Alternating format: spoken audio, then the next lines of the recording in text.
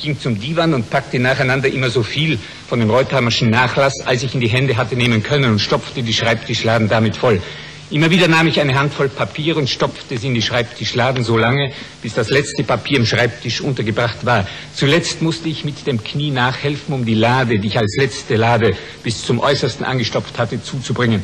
Dann packte ich den Rucksack und warf ihn auf den Kasten. Mit dem Rücken am Fenster sagte ich mir jetzt, dass ich etwas Fürchterliches angerichtet habe.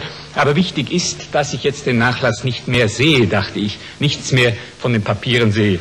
Aber natürlich hatte die Tatsache, dass die Papiere jetzt im Schreibtisch untergebracht und nicht mehr im Rucksack waren, an der Situation, in welcher ich mich jetzt befand, die eine entsetzliche Situation gewesen war, nichts geändert. Im Gegenteil hatte ich jetzt ein noch schlechteres Gewissen, weil ich durch das Auspacken der Papiere aus dem Rucksack, durch das abrupte Umstülpen des Rucksacks auf den Divan wahrscheinlich, so dachte ich, die Papiere vollkommen durcheinander gebracht habe.